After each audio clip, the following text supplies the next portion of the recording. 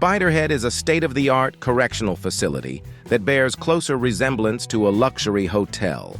This groundbreaking place serves a dual purpose of creating an amicable environment for inmates while conducting extensive scientific research.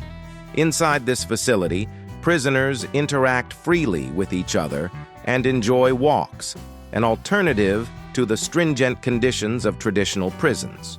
Moreover, they are granted bonuses and reductions in their sentences, but all carries a cost. Medical trials are routinely performed in Spiderhead, some of which potentially posing health risks. Nonetheless, every inmate has the liberty to decline any experiment and return to a typical cell in a conventional prison. In one such instance, an inmate, Ray, participating in one of these trials, sits with Steve, the scientist conducting the experiment. They initiate the process by introducing a drug into Ray's body.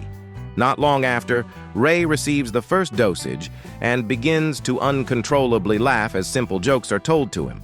Rather bleak pieces of information don't change Ray's response. He keeps on laughing aggressively.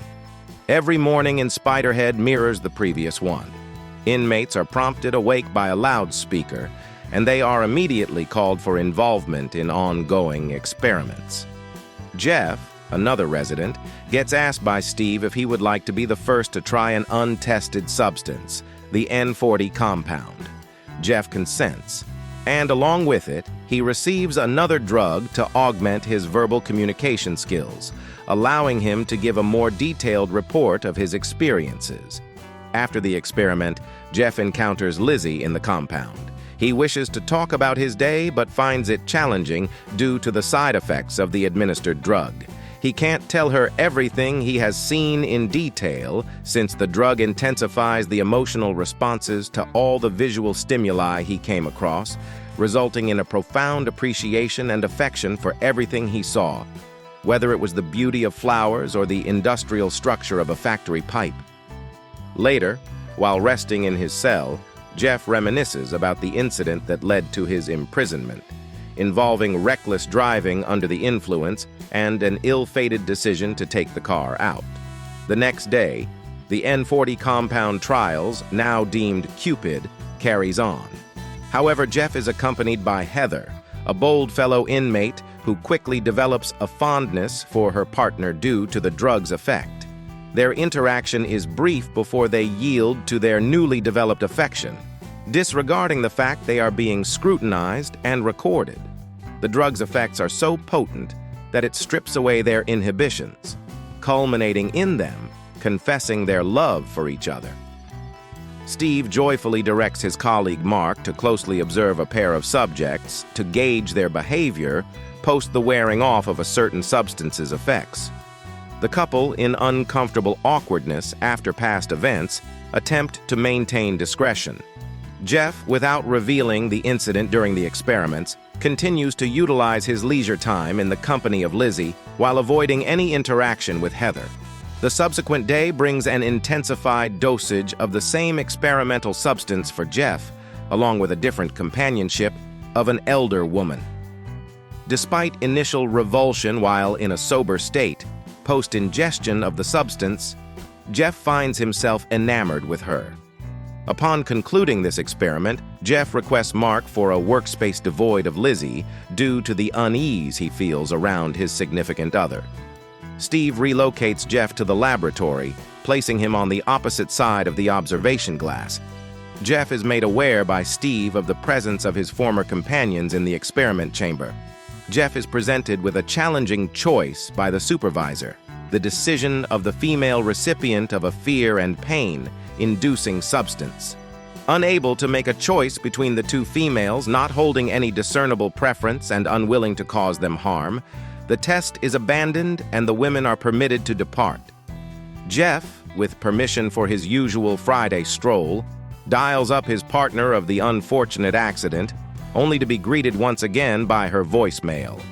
Later, Jeff indulges in a festive surprise preparation for Lizzie. Being once again seated in the familiar laboratory chair, he comes face to face with the tattoo-laden Rogan, a hefty inmate.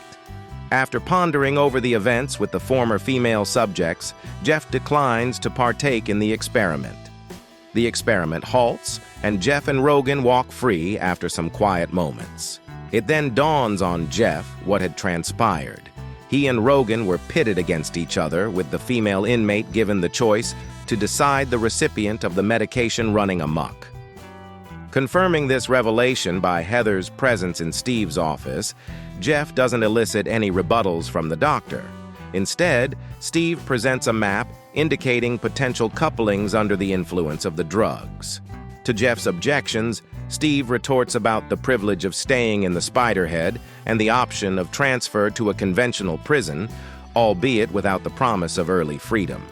Jeff subsequently aligns with the implications and shares a peaceful co-presence with Rogan for future sessions.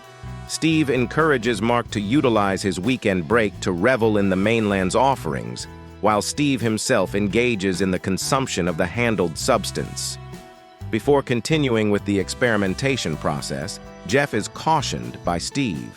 He is told that they must give the girls a substance named darken flocks, due to the insistence of a certain committee that the experiment's purity is maintained. Jeff expresses his reluctance clearly, not wanting anyone to undergo the effects of the drug, regardless of his personal relations with the girls. Yet Steve is unyielding, reminding Jeff of the privileges he possesses thanks to their cooperation. Considering a return to standard prison, Jeff begrudgingly agrees to administer darken flocks to a girl named Heather. As Heather receives the drug, she's overwhelmed with fear and begins to cry. Despite her visible distress, the management composedly records the data as Jeff makes unemotional remarks. An issue arises, causing Heather to lose control after the experiment seemingly meets its objectives. She wields a sharp object, liberating herself from the agonizing effects of the darkened flocks.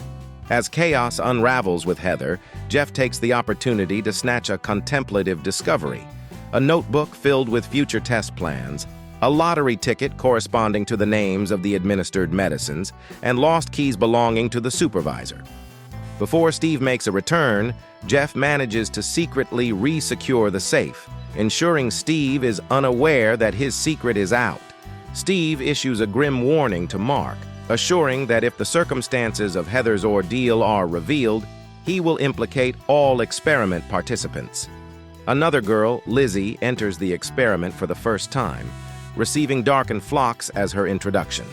Afterwards, she encounters Jeff in solitary and shares her feelings. She admits her uncertainty about whether this place is better than a more rigid prison. Jeff also unveils his own secret. He confesses that on the night of a fateful accident, besides his friend, his beloved girlfriend was also present in the car, who tragically didn't survive the journey. This drives him to willingly endure the rigorous tests as a way of compensating his guilt. Opening up to each other, the bond between them deepens, culminating in them sharing the night together. Steve recognizes the burgeoning relationship between his charges and plans to manipulate it for his own advantage. When Jeff returns for another round of testing, he's confronted with an ultimatum: either administer darkened flocks to Lizzie or depart from the facility. Despite Jeff's refusal, Steve offers a reprieve by pushing the experiment to the following morning. When the morning arrives, Steve comes equipped with Lizzie's personal file, revealing the crime for which she is in prison. The chilling reality of her imprisonment is enough to petrify a young lass, and no quantity of darkened flocks can intensify her fear. Steve, taking delight in the scene, watches as Jeff cranks up the gauge to its highest setting. However, it becomes instantly clear to Steve that Jeff's intention is to use him for the experiment, not his girlfriend. Mark, realizing that he too has been ensnared in a trap designed by Steve involving the convicts, Mark decides to take corrective action, passing over the remote controller to Jeff. Gaining all the essential intelligence from Steve, Jeff convinces him to unlock the main entrance so he and Lizzie can escape the institution. But the administrator seizes the controller, giving Lizzie a severe dose of darkened flocks that inflicts terrible pain. He then destroys his mobile phone so no one can countermand his directive. Fortunately, the pair manages to break free from the impact of the drugs and flee from the lab. As they make their escape, Steve declares via the public address system that due to the escapees' actions, everyone else will return to prison where their comfortable existence will meet its end. A manhunt ensues targeting Jeff and Lizzie, with a group of various ruthless characters planning their destruction. While the threatening reality looms, Steve attempts to flee with his supply of meds as police vessels, summoned by Mark, are nearing the prison, named Spiderhead.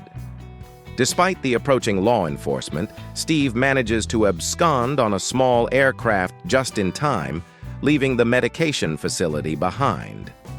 The shattered remote control, however, releases a colossal amount of meds into his bloodstream, leading to an admiration-rich output of Cupid. Enraptured by the effects, he pilots the plane towards a small rocky island, seeing it as an idyllic retreat. Mark watches the spectacle from the police boat as his former superior spirals above the ocean before plummeting into the jagged rocks. The fleeing pair, Jeff and Lizzie, commandeer a boat and narrowly escape before the arrival of the police. As free souls full of joy, their only lament is that Steve failed to create a remedy that could promote self-forgiveness. And so this is the conclusion of the motion picture.